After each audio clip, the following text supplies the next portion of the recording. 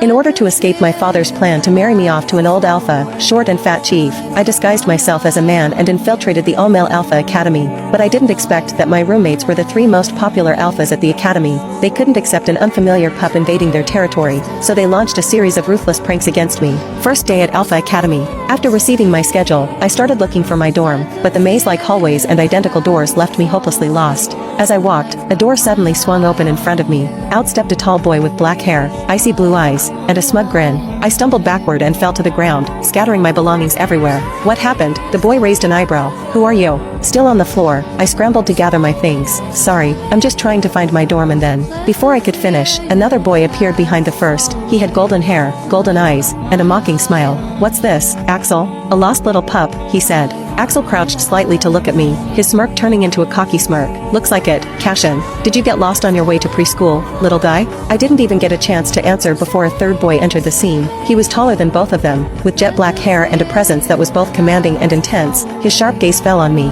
What's going on here? He asked, arms crossed and voice deep. Nothing much, Lucien, Cashin chuckled. Just a lost pup trying to find his place. I quickly stood up. I'm not a pup, and I'm definitely not lost, I said. Axel laughed, clearly entertained. Oh yeah? Then why are you standing at our door, uninvited? I blinked, looked at the door number, then at the paper in my hand. This is my room, I said slowly, holding up the paper with my room assignment. The three boys exchanged a look, first surprise, then disbelief.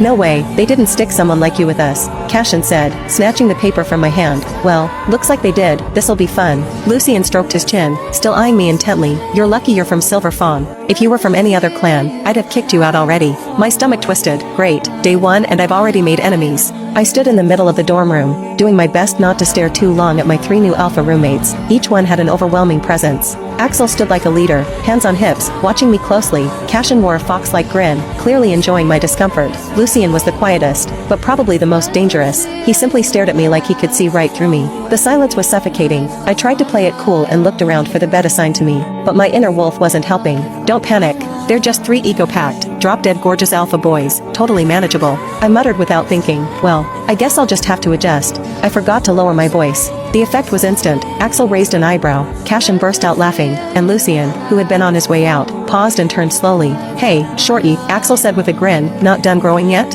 What's with that squeaky voice? Fall into a squirrel trap when you were a kid or something? I froze, cheeks burning. I quickly cleared my throat and tried to recover.